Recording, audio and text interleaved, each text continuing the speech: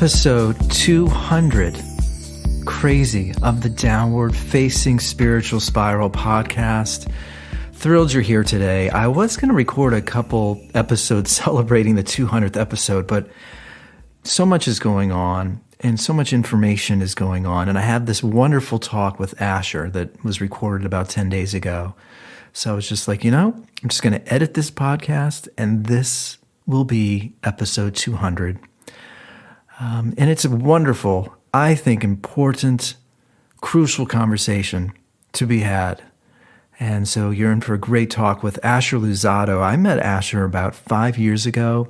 He was the co-owner of one of the yoga studios that I taught at, Hyperslow. And it's interesting, but teaching yoga in a public setting is definitely one of the parts of my life pre-pandemic that I miss. And Asher and Emily were a big part of my life for a few years. And Hyperslow is a big part of my life for a few years. And Asher is somebody that I always loved talking to, and I always connected with him. And I touch on this towards the end of our conversation, but I truly feel a connection with men that lead with the heart and not with the ego. And Asher is somebody who is a deep thinker, an introvert like I am, and he thinks a lot. And little did I know until we spoke. I mean, I did a little research before we spoke, but he's running for mayor. You can find him on you can find him at asherformayor.com. You can also find him at asherluzzatto.com. And I do want to read very briefly a little bit here from his website, Asher for Mayor, just to give you a little background. Asher moved to LA. He graduated summa cum laude from UCLA with a major in communications and a minor in political science. And then he attended law school at the University of Chicago. He was the president of the Environmental Law Society. He worked for the ACLU in its class action lawsuit against the VA in West LA for its failure to house homeless veterans. And then he also worked for Percher, Nichols, and Meeks, one of the premier real estate firms in Los Angeles. And then after practicing law, he joined the Luzzatto Company, which is a real estate company founded by his father. And I'm reading all this to you because I also really connect with people that have their hands on a lot of different pursuits. And I think Asher really is one of the ideal people that we should be thinking about as we are looking for direction in our society. Leaders that lead with empathy, lead with their heart. And beyond all these other areas that Asher is interested in, he was also an amazing yoga/breath teacher, meditation teacher. And I'm interested in people that pursue a lot of different areas, but also have the intellect and the instinct to know that it's just as valuable to slow down and turn inward. And I think those are things that I really struggle with and think about a lot. I pack a lot in my day-to-day life, but I also realize and really hold on to this belief that we have to turn off the phone. We have to turn off social media, turn off the onslaught of information that is just pounded over our head every single day. So I think this is a really valuable talk. And I'm proud that this is episode 200. There's a bunch of podcasts that I've started recording and want to record about Spotify and Joe Rogan and just this strange look of the world. I want to talk about health and some personal health issues. But what better way to celebrate episode 200 than to speak with a friend, Asher Luzzatto, about this bizarre world that we live in and trying to find some peace and serenity in it. So I think you're really going to enjoy it. Again, you can find Asher online at asherluzzatto.com or asherformayor.com. He's also on Instagram, although he's not really actively using it. And that is it. I'm going to also record an episode pretty soon about my book, but I'll briefly just say my book is done. It's coming out in the spring. But if you do want an advance copy, just send me a message on Instagram at Eddie Cohn, and I'll give you some details. It's also going to be sold here in Culver City at a local bookstore. Of course, online, Amazon, everywhere. But for now, you can just order an advance copy directly from me. You know where to find me, at Eddie Cohn on Twitter, Instagram. IamEddieCohn.com is the website. All my music that just came out is on Spotify and iTunes, etc. And then please share the show with your friends. Subscribe, share the show. I think this is a great talk. So that is it. Asher, thanks again for taking the time to speak to me. And thanks to you for listening and supporting and being a part of the 200th episode of the Downward Facing Spiritual Spiral podcast.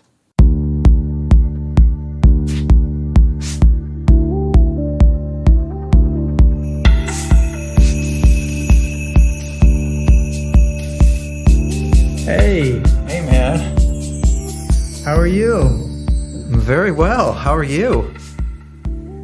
Man, it's been a long time. It has been a long time. Well, I guess it was, it's probably been a couple of years since the beginning of 2020. Yep. The day of reckoning. The day of reckoning, man, when we closed the studio. And it looks like, hold on, this might be a little blurry or something. There we go. Yeah. It ends up being audio, but, you know. Oh, yeah, that's right. Yeah. But whatever, you know, I might capture a video or something. But, it's been, it's interesting. I oscillate back and forth from feeling very lucky and feeling very blessed. But I do have those moments of anger and frustration. It's sort of the collapse of society, and it's a very strange paradox that I find myself in. And I want to feel more down the center line, but I do feel myself go back and forth in those two phases in my psyche. Can you relate or? Yeah, I have found, for me, the antidote to the poles is gratitude. Because I think privilege can be something it's so hard to define. It's so hard to justify. It's so hard. Why do I get this? And you look out in the world and see just the suffering and it's a.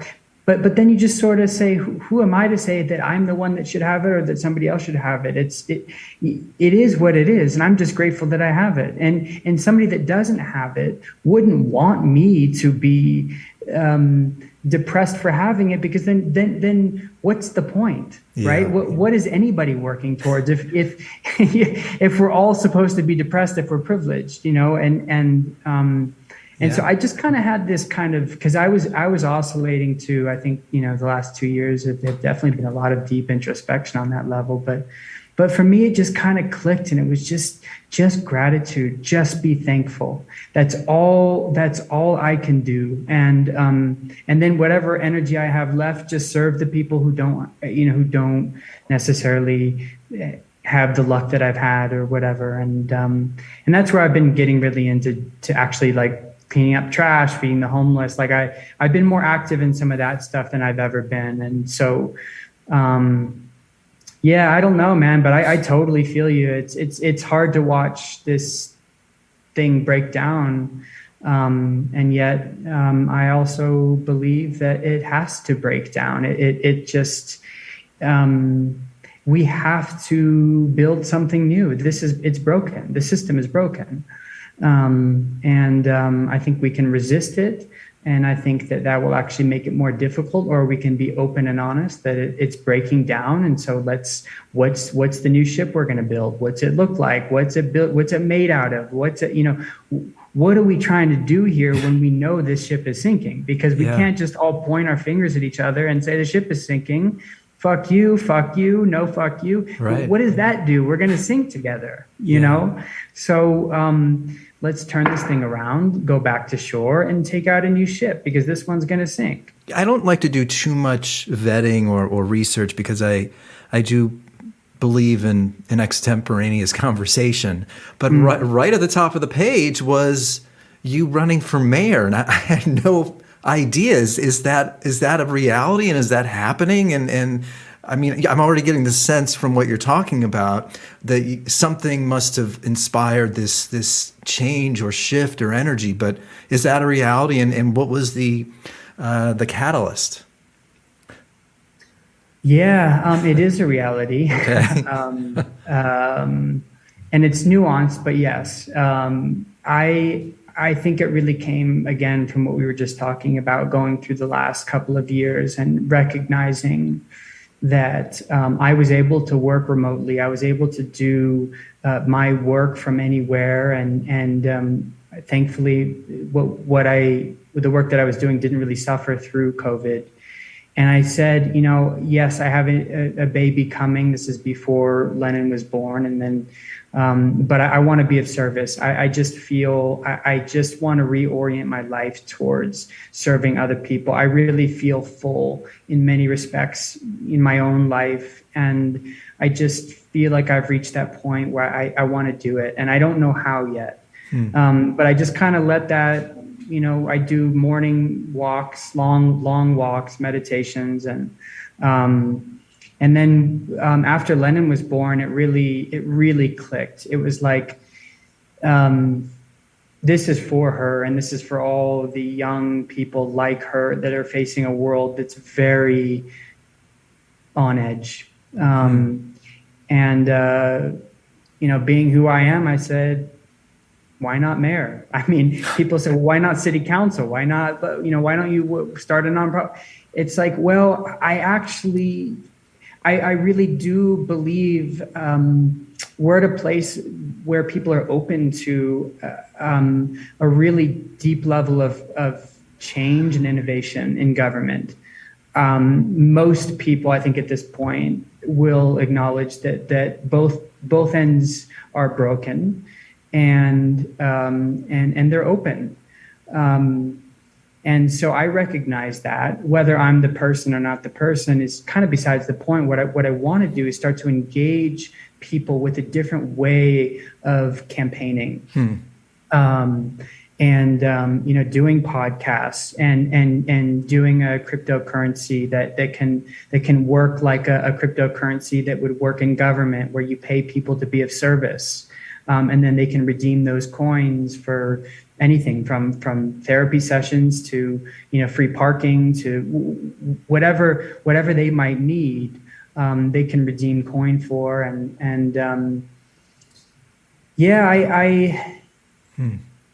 just being really creative with the campaign. We licensed a bunch of really cool music. We're working with musicians. We're working with artists. Like, we're not going to win this election. I'm saying that right now, and I told my team that a couple weeks ago. I had to come honestly to that conclusion because I got to a point in the campaign where I recognized I either was going to have to spend all of my time fundraising from here on out, or I was going to just have to be the change and trust that whoever that resonated with would support us, and whoever it didn't wouldn't, and that is what it is. And I just couldn't bear to think that I would spend the next 6 months of my life out there campaigning and asking for money, and it just that doesn't feel right with me. And to me, love isn't political. And so I couldn't work that out in my own mind. So I just said, you know what? It doesn't matter where this ends. It just doesn't matter. Our job is pieces every step. Yeah. And maybe that ends up inspiring a lot of people. But we're not attached to how many. So that's kind of where we're at, and trying to tell that story and see where it goes. I struggle with this. Is this quote unquote system and human nature, where we're so drawn to toxic energy in this strange way, and just the system of politics and the system of the news media and the fast-paced rate at which information is flooding our way. And you say these things like gratitude and love and well, you didn't say non-judgment, but that's just sort of another word that comes to mind. Are we up against something, human nature, the system, the news? I mean, is it, and I think of Andrew Yang as I'm listening to you, and I love, the words that he utters and speaks, but it just feels like, I guess I think of Lennon, your daughter, and I think of like the next generation. I mean, maybe it does require us to combat this strong, powerful, tempestuous system that it feels impossible to penetrate, but we need to start somewhere. I feel, I know I sound a little glass half empty here, but it feels like that system is such a rock that just takes so much force to break through. Yeah, luckily I think it will break down by itself. Okay. I think that this level of corruption and it's a disease that's spreading, right? And it's now spreading more rapidly because of inflation and the printing of money, which has always sort of been near the end of empire. Because once you're under that much debt, it really doesn't matter what you do, you can't get out from it. And it's at a time when generally revenues are actually falling. Yes, stocks are going up, so states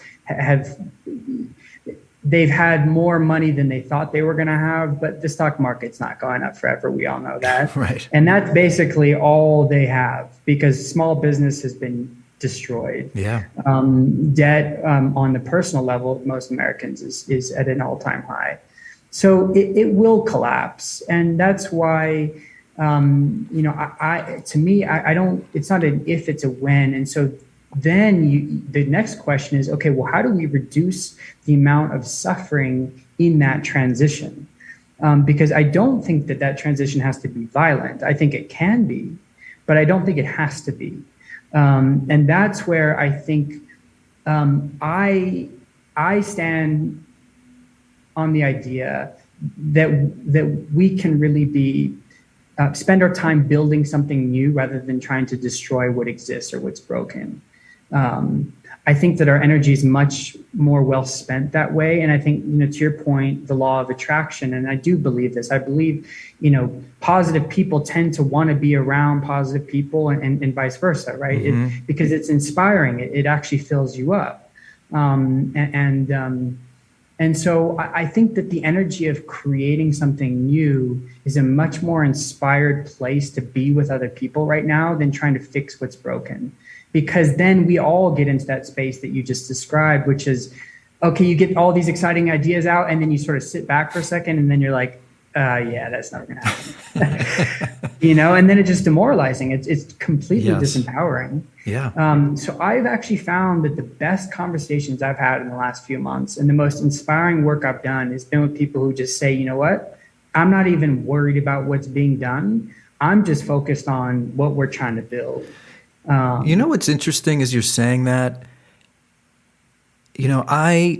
I consider myself a creator and making music, and I have a book that's coming out soon. And when one creates now in this day and age, because technology and social media, I believe, has sort of disrupted the PR system and the creative system in so many ways. I will post and post my podcast, post the songs, and post. So it has rewired my brain to think about what other people think.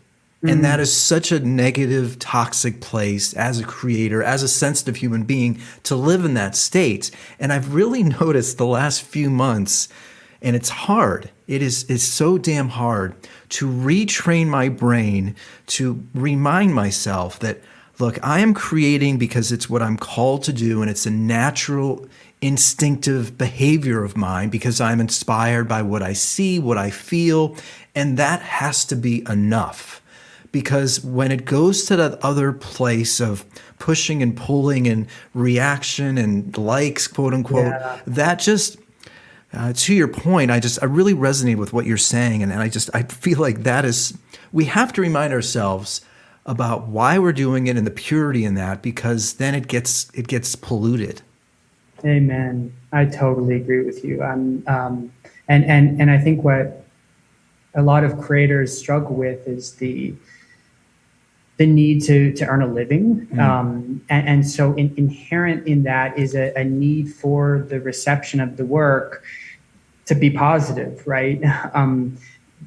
Because you need there to be a market for it in some sense. Yeah. And I have certain thoughts on that. I also think that there's something I've been reading a lot more about is Taoism.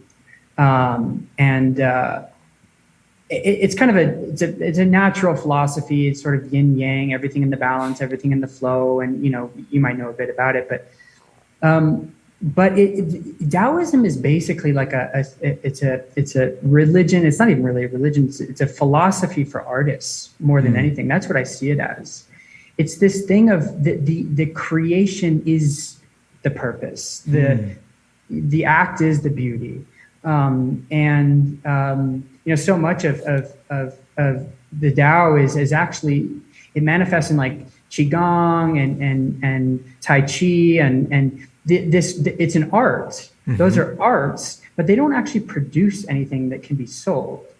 And to me that's just, it's a really interesting way, to your point, of thinking about art is this ephemeral thing. And then we have to think about, okay, well, great, everybody just does Tai Chi in their backyards or they paint, but how are they going to make money? Interestingly, I think that all of society is now asking the exact same question. Yeah. So it's not just artists, right? It's actually like lawyers and accountants, and everybody's quote unquote jobs are now sort of at stake. And maybe not in 2 years or 5 years, but I think we all can see in 15, 20 years, the job market's going to be, it won't be a job market. It's going to be something else. And so again, rather than worrying about the thing that's dying, focusing on the thing that we're trying to build and building a society that's based on inherent value, inherent human value, of course, but also inherent artistic value, like produce something and you'll be paid for it. Right. Maybe not a ton of money. Maybe you can, if you want to sell it privately, you can. But if you can't sell it privately and you make a track of music, the state will pay you $100. Right?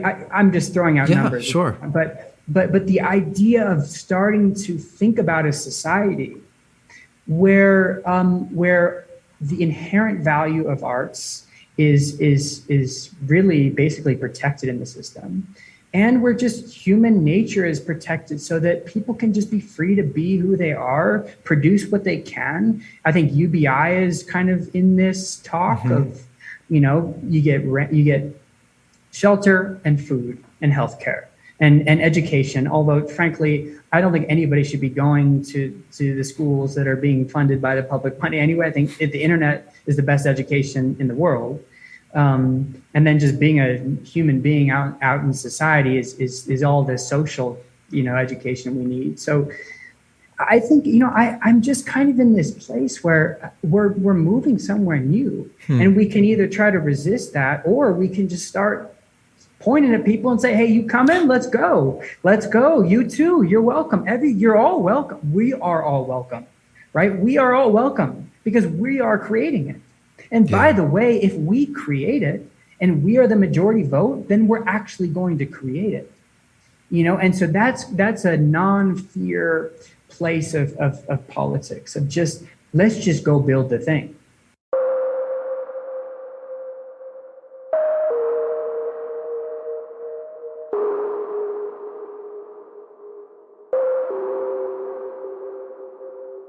I would thrive in that environment. Like, there's going to be, at some point in time, jobs are going to continue declining. The wealth disparity is going to continue increasing. Environmentalism is going to become a much bigger thing. And it's just going to break. It's just, at some point, it's going to break. And there will be so many more people who don't have than have. and then we're just going to transition. And that's where, going back to the first thing, it's like, I just want to, for me, the most important thing is trying to reduce the amount of suffering in that transition. And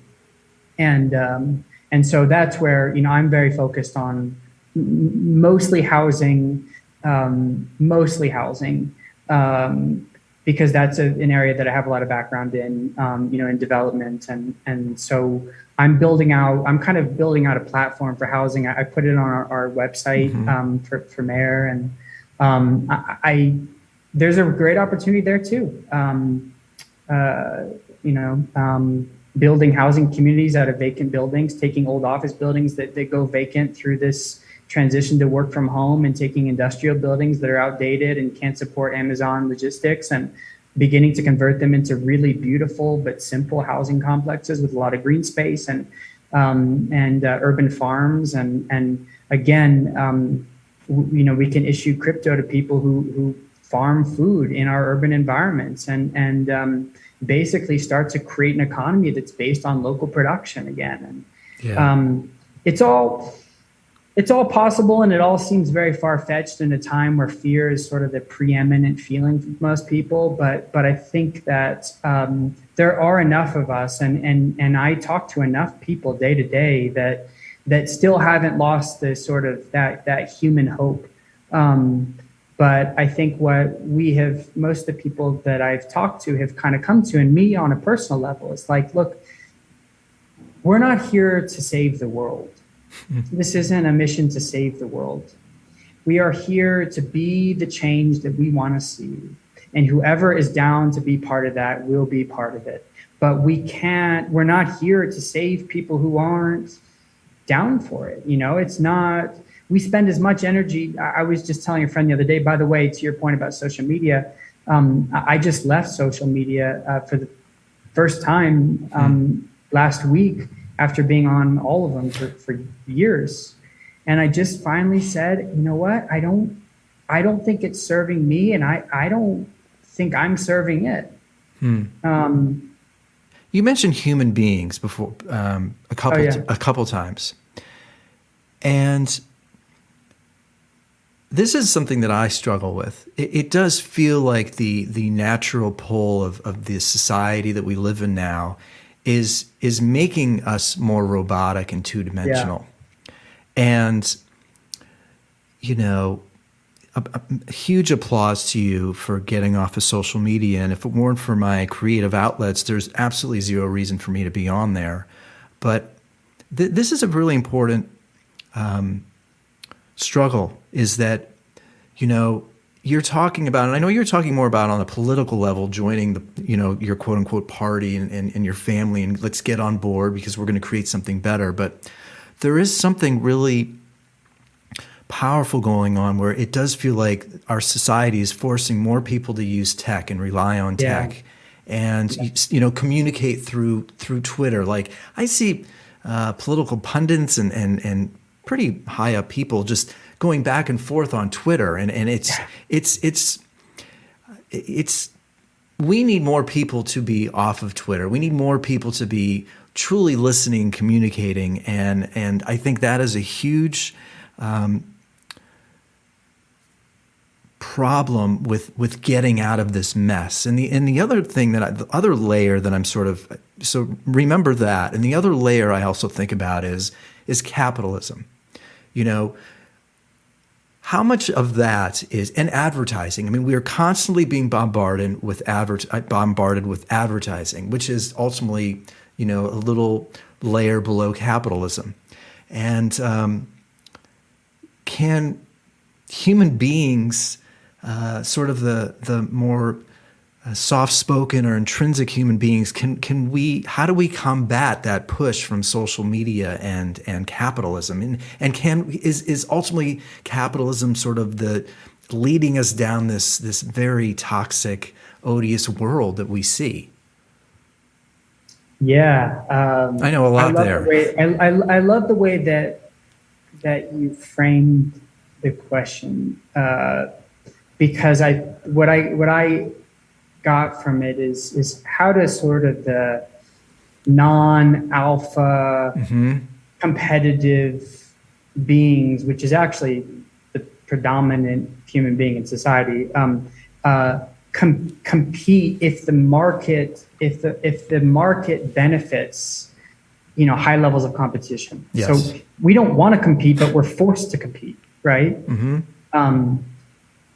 And so it kind of all comes back, and it's yes, that's all broken.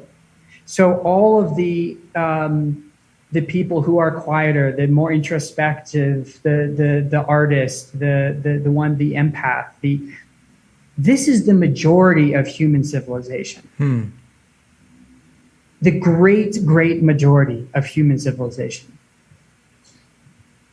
And we haven't benefited for the most part, and it's not to say none of it. No, that's not true. There's tons of people who benefited from capitalism and are very introspective and all that. But on the whole, they haven't, and we haven't, because I actually have moved from being an extrovert, I think, to much more of an introvert over time. But I think it's kind of like, again, look around and say, wait, you're like this? And you are too, and so is your mom and your cousin and wait, we're all feeling like this. That's where technology, to me, and I've been, by the way, this last week, I'm in Taos right now, in New Mexico. I kind of just took a trip just to write, because I've just been, there's so much that I've been thinking about and processing with this campaign, and I just wanted to take like a week and just kind of write. And a lot of it, actually, it's funny, it's been about technology. And I think that technology is a tool.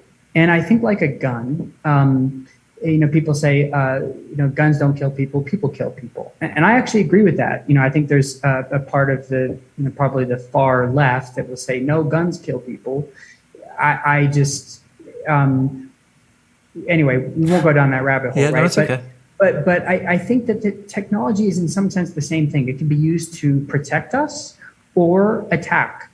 It can be used for nonviolence or violence. And I think that right now we've imbued technology with such a negative sort of connotation, and it's all bad and it's all drawing us down the wrong path and all that. Technology is born of our higher consciousness. It's born of the great spirit, the higher power, whatever that is, right? It came through us. The internet was born from a rock. Silicone and these materials that are used in our technology, they all come from the earth. It's earth reflected. It's our processing of light. And technology is in its simplest form, it's just a processor for light. And so what we need to acknowledge is that technology is a beautiful, beautiful manifestation of humanity. And we can talk about artificial intelligence. It's art. It's artificial intelligence, right? And so to me, it's like, let's actually look at technology really objectively. And then let's just decide how we want to imbue positive intent, good intent, loving intent into technology.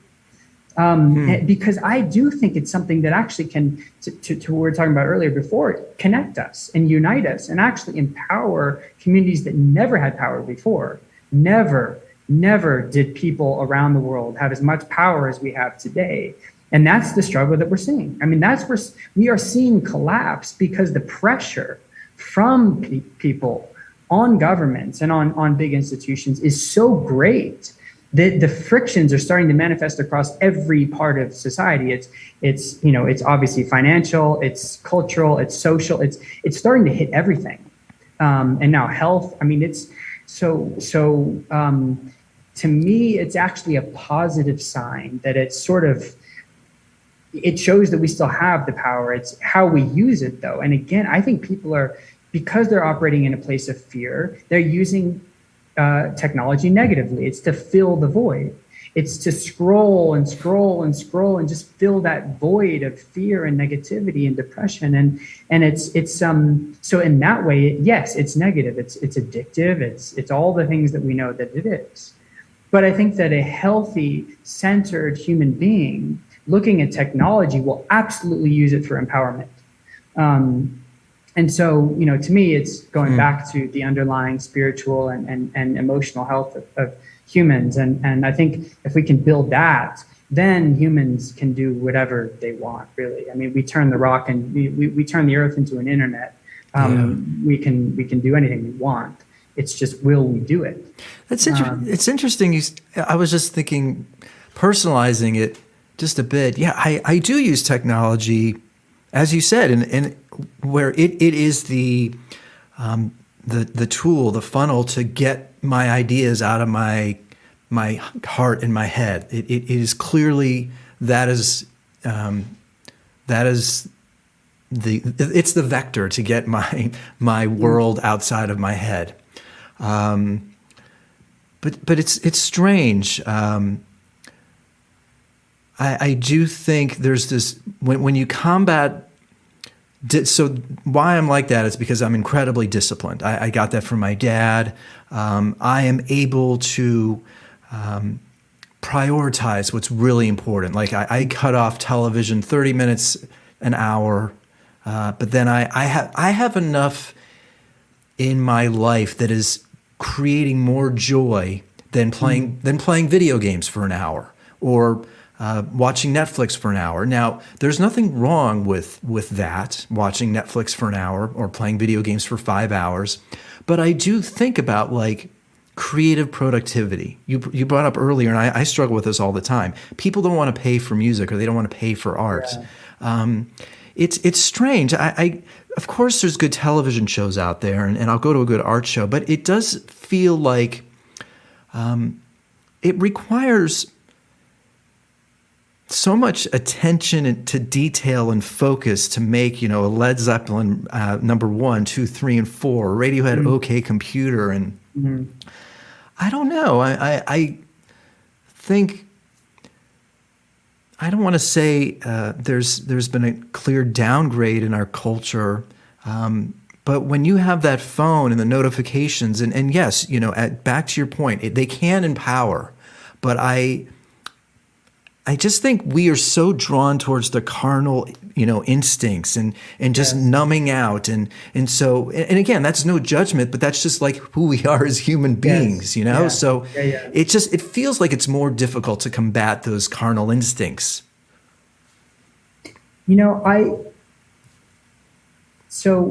I don't want to pretend to think, technology will save us if we're just good with it, we're all good. And it's a yin yang, right? Yeah. And it's a tool. Some will use it in the negative way. Some will use it in a positive way. And then it's just detaching from that. It's like we can't. We're not here again to save the people who are scrolling Instagram for 4 hours or watching 6 hours of Netflix when they get home from work every day or whatever. It's every one of us is on our own journey, but I think that the creative spirit in humanity right now is actually really high. The creative, not necessarily the creation. I think that people are thinking about things really creatively and differently than we have, and we're open to ideas now that we haven't been to in a long time. And I like that. We haven't yet created, because I think that this is a place and a time for ideation. It's a time for creativity. It doesn't have to be creation, and that's Taoism too. That's why I love this philosophy. It's like the creation will be created when it's meant to be created. But engage with the process of creativity. Let's begin to have these conversations on an epic scale. Let's start talking, right? This is the time. It's like I haven't been in AA, but I have some friends who have, and the first step is just acknowledgement that we have a problem, right? That you can't get to any of the other steps until you actually acknowledge that there's a problem. And finally, I think that collectively, we basically all acknowledge that there's a massive problem. Yeah. So that's actually a healthy first step. We're not going to just jump from that into creation, because we're still operating in a place of fear and anxiety and uncertainty and all this stuff. But now we can begin to have the dialogue. We can start to get ideas out, and we can start having people like Andrew Yang jumping from one party and creating a new party. And we're all starting to engage, right? This is gonna happen. Yeah. There is nobody that can stop what's happening. It's just how it manifests. And then it comes back to, how do we participate in the creation? We just have to stay focused on what we're trying to create and just find people who are on that same basis. And it's like, okay, look, Andrew Yang, I don't necessarily want to be in your forward party, but by the way, I'm also running as an independent in Los Angeles, and here's my platform. Have me on your podcast. Don't have me on your podcast. I'll have you on my podcast, or you don't have to be on my podcast. Doesn't matter. I'm here. You're there. If you want to talk, great. If not, I'll see you on the other, on the other side. But let's all just start having these conversations, put the ideas out, and it's not going to be overnight. And the media makes us feel like this has to be overnight, or we're all going to die in a burning fire of hell, right? Right. Just, they are making us feel like we have no time. And I think that that's a really disempowering message. And it basically makes us all surrender our own power to big corporate interests and say, well, if Chevron doesn't change its drilling policies, we're all kind of fucked. So, hopefully they do it, and how disempowering to say that basically this whole thing hinges on the biggest 10, I think I've read the biggest 10 corporations in the world or whatever, Procter and Gamble and the like. So that's not the message. Also, we have so much power, right? And we just need to step back into it and be around people who help build that back in us and build that back in our psyches, people who support us and encourage us. We need to be in healthy space, and we need to let go of people who really are just pulling us down. And it's not because I don't love you. It's because I love you that I can't spend this time with you, because I want to spend my time, which is precious, trying to work on a framework within which you will also be happier and more fulfilled. And I'm telling you, I can't do that because you're draining me. And so we're both hurting ourselves, right? And so, I think we have to let go of some relationships that hold us back from being who it is that we want to be, in this. And, but never leave, for me, it's also never leave anybody behind, because there's people I thought like, oh, wow, they kind of, that materialism has really been their focus. And I don't think that's changing. But there's a couple people in my life who pivoted and sort of quote unquote woke up, to this thing that we're all in together. And now I'm like, all right, cool. Let's get lunch and let's talk about what you're working on. And there's a couple things that I'm thinking about. I was thinking about the word health as you were talking, and balance. And, I know my point of view is considered not part of the narrative, and it can go down that conspiratorial world. But I don't think what's gone on the last 2 years has really been about health. I think when I drove by an elementary school and I see 3-4-year-old kids running around outdoors with masks on, to me this is selective. We're going to choose one particular area to focus on, and to your point earlier, and this is why I've considered some physicians on television to be so cryptic and draconian and like those terrible images and terrible movies or something. If somebody is uttering something over and over again, it is going to change the psychology of human beings. And I really think, and this is something, I broke my ankle about a year ago, and it's back, it's totally fine now, but the last 2 years, I've been really thinking about health, and not just quick fixes like pills, but truly mind, body, eating well, exercise. I'm active every day, hour a day, meditation or yoga. I mean, I just think now more than ever. And I think a lot of the reason why the last 2 years have been so horrific and tragic for this culture also is that we just lived for so many years an unhealthy lifestyle. And I hope that this, I don't know if I'm touching on an area that's so sensitive, because it feels like this is a hot topic. And if people say it's hard. Yeah, it shouldn't be hard, but it is. It's really hard, and it's something that, frankly, this is probably the first time that I'll speak publicly generally on this subject, because it has been so hard and so sensitive. But I agree with you on many levels, and I think that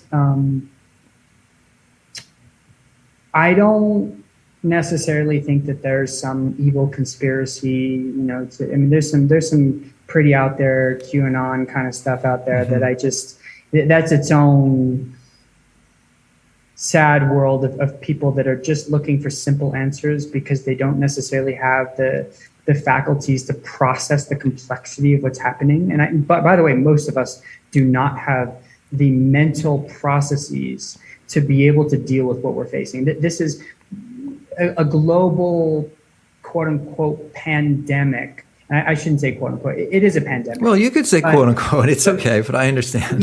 But a global pandemic where millions of people have died, and we don't know that much at all about this thing. Yeah.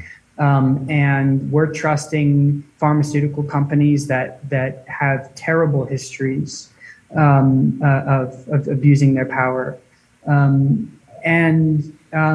But we're kind of in some ways forced to, because we don't really have any other options. Mm-hmm. I think that what's really happening in the States in particular is that our underlying health is it's an abomination. Yeah. It's an absolute abomination.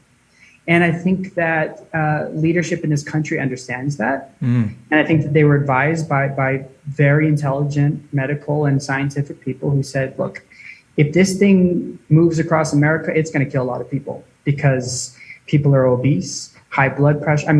All the stuff, all the comorbidities, all the issues is in America. Nobody has close to the sort of death rates that we have. Mm-hmm. And to that point, I can empathize with some of the decision making for sure, because I think that there was we do need to protect people, but where I just sort of threw my hands up is, why can nobody talk about the underlying health of this country? Yeah.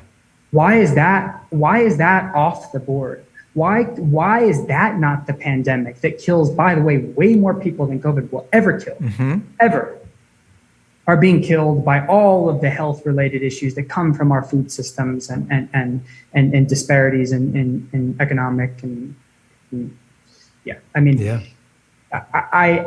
That to me, that's when the silence on that level is made me realize that this is kind of about control.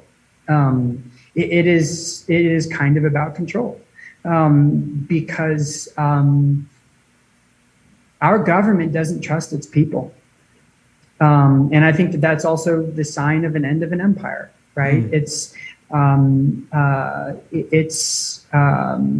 And our founding fathers and all the philosophers on democracy from my favorite is John Stuart Mill, who wrote an amazing essay called On Liberty, and he basically espoused that the one of the most important things that a society have is freedom of speech, because throughout history, very, very, very often, the people in the minority were proven over time to be correct. Wow. At one point, the sun revolved around the earth until it didn't.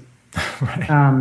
There are just they're like fundamental things that took hundreds of years before they changed.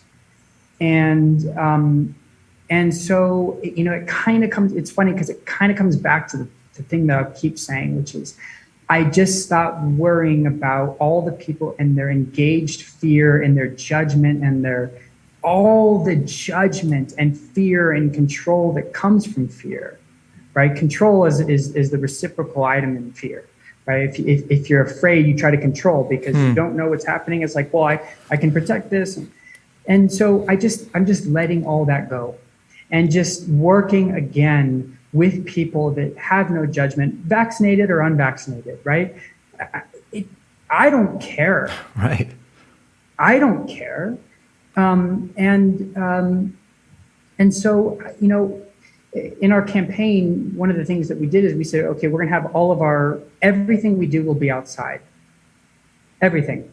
Because if unvaccinated people are not allowed indoors, then that doesn't seem right. And, right. And we should be open for them too. Like if we're supposed to hold a fundraiser in a restaurant where 30% or 40% of the population can't even attend. That's so discriminatory and non-inclusive. Yeah. How can you possibly claim to be a political party that's representing everyone if you're only allowing 60% to even walk in the door?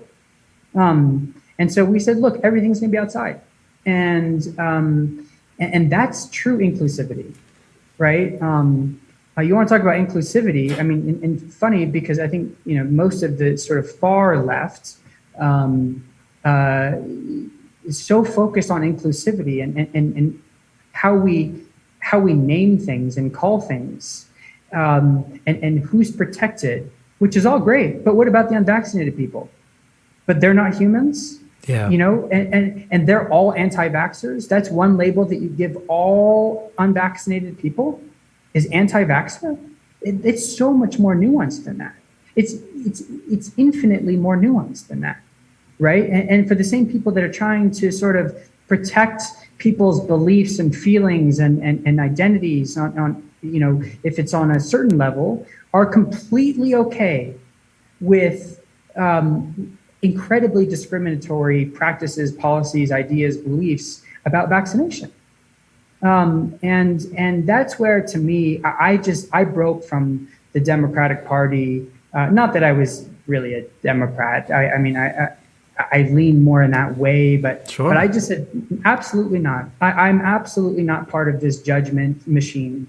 Who am I to judge somebody's choice about what they want to do with their bodies? And by the way, this also relates to abortion. So, people want to say, okay, well, Republicans, yes, I agree that there's a kind of a glaring issue there where, no abortions, but, no vaccines or let them choose or whatever.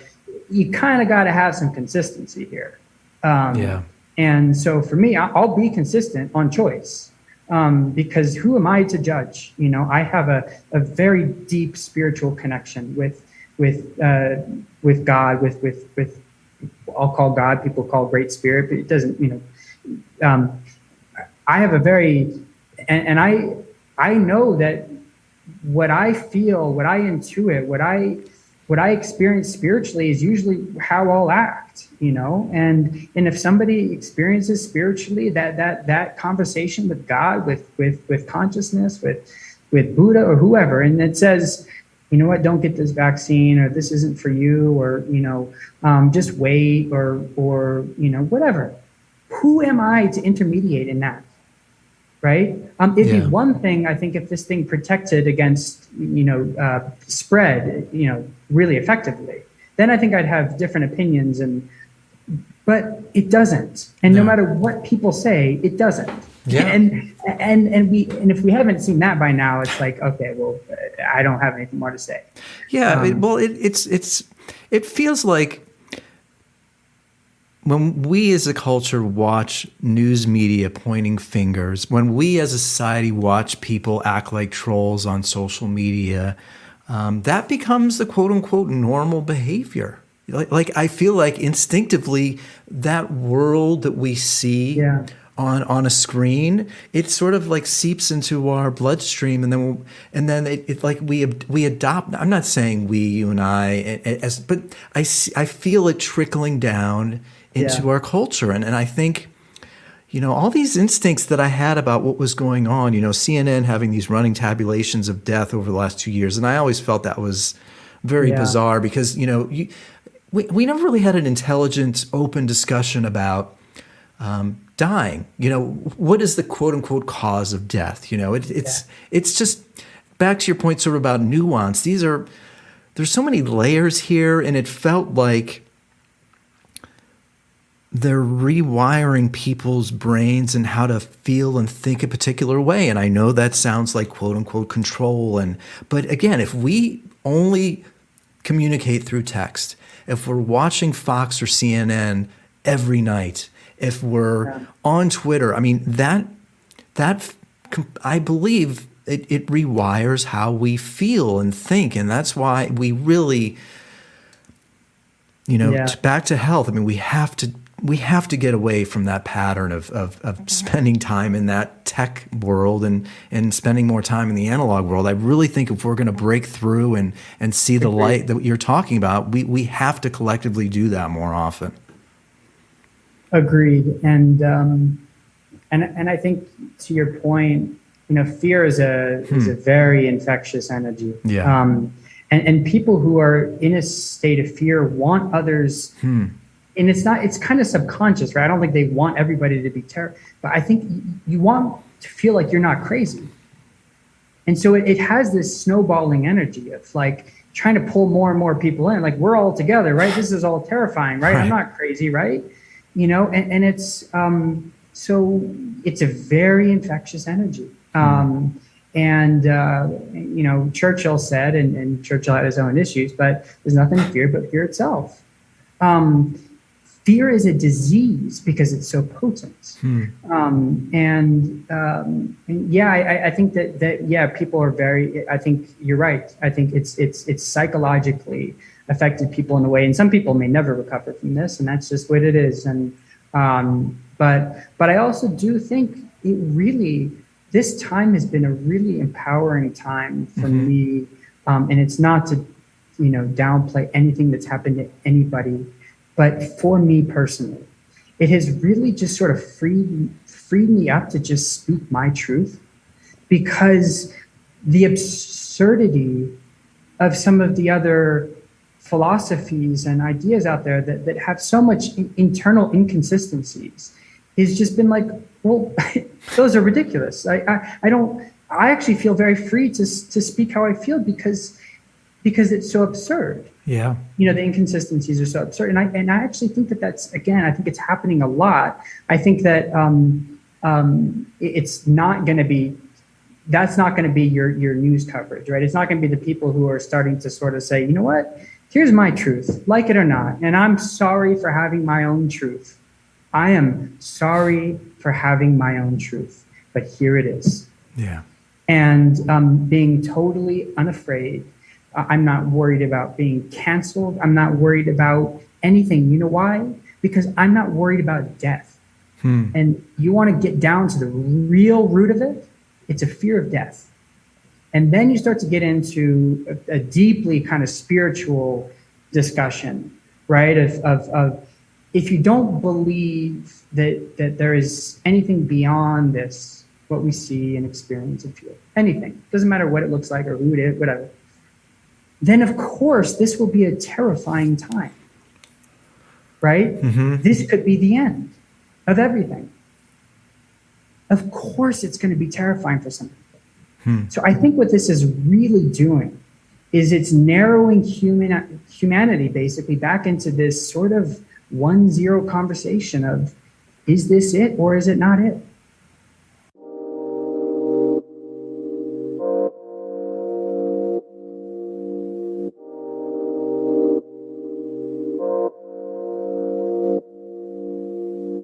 It's interesting. I've always liked talking to you, and it's something that I've become more comfortable about myself. I like sports. I love sports, actually. I'm a big Cavs fan, and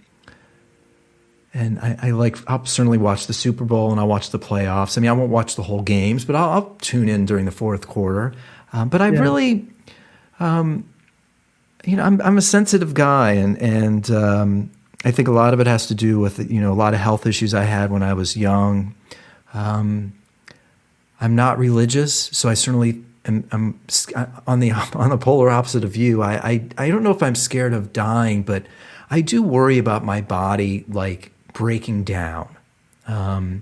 Like, what is the process of death? You know, that's something that I certainly think about and worry about. And I think in the back of my mind, part of the reason why I try so many things and do so many things, and I just, my time is limited. And here I am in my 40s, and I feel the best that I've ever felt. But you eventually get to that top of the mountain where you start to sort of go down the other side. And I'm very blessed, and I'm fully aware that I'm not at the top yet. I'm still climbing, and it's great. And I think I connect with a lot of guys that, are willing to admit that they're insecure or they're scared of life and where it's headed.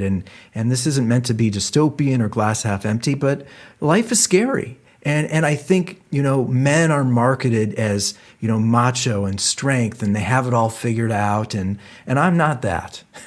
And there's more to me than just what it feels like, advertising is marketing men as. And granted, that's a little, outdated, but that's still sort of the underlying genetic makeup of what it feels like the world thinks of men. Did you, I guess part of the reason, I feel like you have a curiosity to you where you're asking some of the bigger questions. And even earlier, you said that you were turning more intrinsically and living a life less external, more internal, and sort of a more spiritual path, internal path. I mean, when did you, there's a lot here, but was it how you were raised, or did something happen where you got the sense you were different or looking at the world differently, or there, am I making sense? I mean, did you get Did you get a sense that something was going on that made you want to look at yourself or the world differently? What do you remember? What do you think? Yeah. Well, first of all, I love sports too. I think it's finally starting to get the artistic value that it's always deserved to me. There are things that athletes do in a game that are the highest form of human art you could ever imagine. And how is, a move that LeBron does, is that any different than a move that Picasso does with the paintbrush, right? Yeah. One we happen to value at $100 million, and one we happen to value for some TV ad revenue. And yes, LeBron over the course is worth a lot of money, but each artistic endeavor of his, not necessarily. So anyway, I love sports. I played all the sports growing up. But to your point, I think to me, I was a hyper-competitive young person, very ambitious. I was, I think pretty smart. I went to a very good high school. I went to UCLA. Then I got into University of Chicago Law School. And, I happened to succeed at most of the things that I was doing in my life. And I think that really inflated my ego. And I think that I was very self-serving for most of my young life. And I was egotistical. I didn't treat people the way that I should have, and not in like a horrible way. Yeah. Just sort of like, if it was convenient for me, I would do it. And if not, not necessarily, even where that, that same friend would do anything for me and pick me up if I, not to say I never did that, but I was more self-interested and a little bit more, to be honest, part of it was just unaware and ignorant. And then I just sort of hurt enough people, not badly, not, but just sort of like disappointed and I cheated on a girlfriend that I was really in love with, and, not crazy, but just things where I hurt people that I really loved. Yeah. Because I was just cheap with their love, and then it just sort of, over time, it sort of eats at your subconscious. I kind of had for me, it was a really slow evolution. And I think where it started there's a few big points I think it started to move. I think, first of all, there's a couple of drug experiences that I had mushrooms, cannabis, and psilocybin mushrooms that were really important for me in expanding my consciousness. And yeah, I had to process some dark stuff there, including the stuff that I was just talking about. And some deep levels of insecurity and stuff that I think my dad, I have a great relationship with my dad and I love my dad, but growing up, he filmed everything that we did. And out of love, I mean, he just wanted to capture it all. He also has a terrible memory. And so I'm sure part of that was for that as well, which I can sympathize with. But I think there was this sort of performative aspect of my younger self that there was a performance that wasn't natural. Just being, just be. Don't worry about what other people think. And it made me somewhat insecure and sensitive and a lot of things, And so I had to process that. I had to process my ego inflated, which is also just basically masking an insecurity.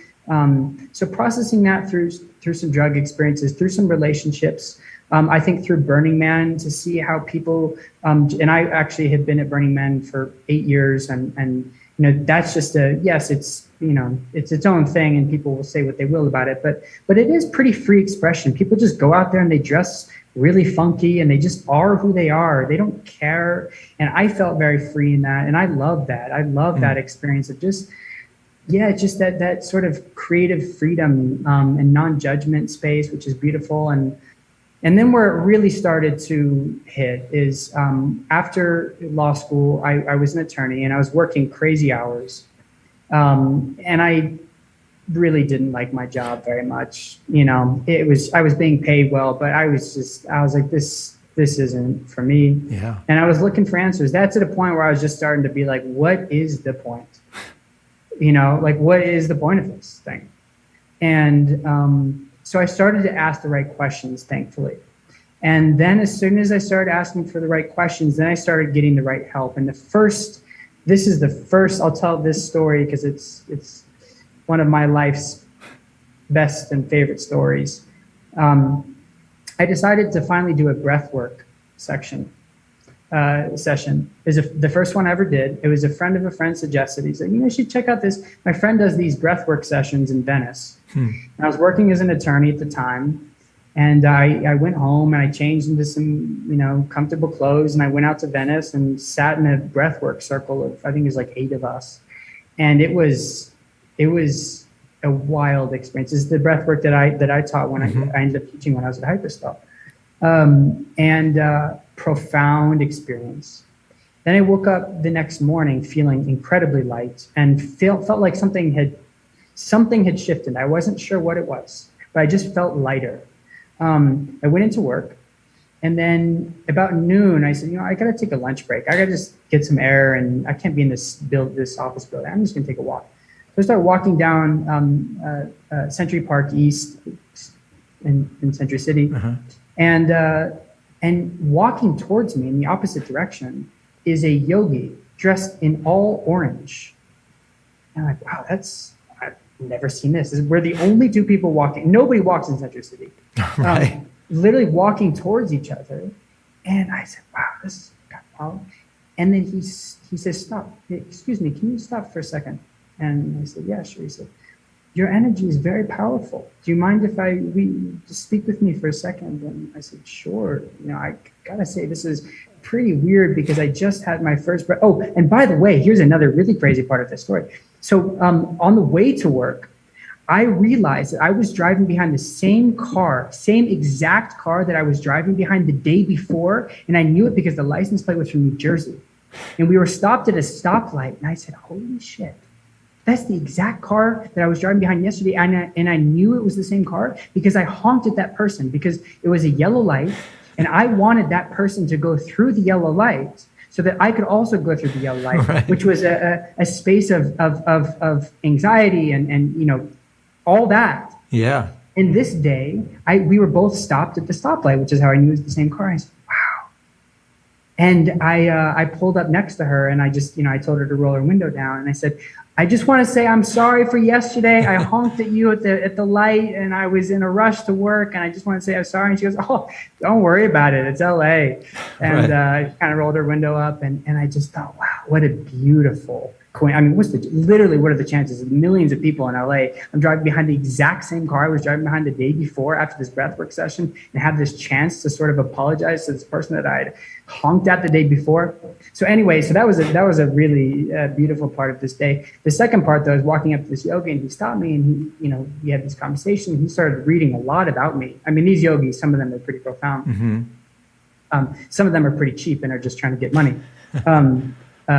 But this one was very profound. And he said, okay, let me give you a piece of paper. And I want you to write your favorite color and the number of other people in your immediate family. And so I wrote on paper, handed it to him, and he said, blue 3. I said, yep. And he opened it up. Blue 3 is written on the paper. He, and this is pretty wild. So he kind of smiled and he went on and said, just keep on this journey, just stay on this journey. This is where you want to be. And I trusted that from that day. What's interesting is he also wrote on a paper that he gave to me when I left. He wrote a couple of important dates. He said 2014 to 2019 is a period of high growth, of great spiritual growth. And then he circled on a piece of paper, March 2020, circled it. I still have the paper, by the way. In fact, because you're on video, I'm just going to pull it out and show you because I keep it in my wallet. Wow. Yep, there it is. So March 2020 is when Emily and I got pregnant with Lennon. Wow. Which was the most massive shift in me and my consciousness, and I think in my life. So that was something that I didn't even understand until just last year, right, or 2 years ago, I guess. Yeah.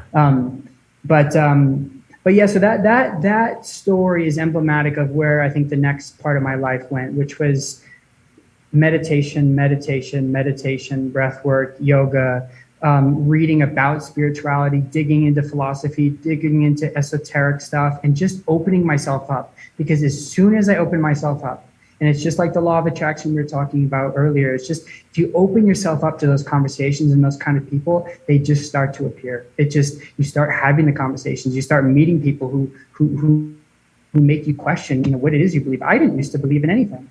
I really didn't. I remember a family dinner where I actually got angry and said, how could anybody be so stupid to believe in God?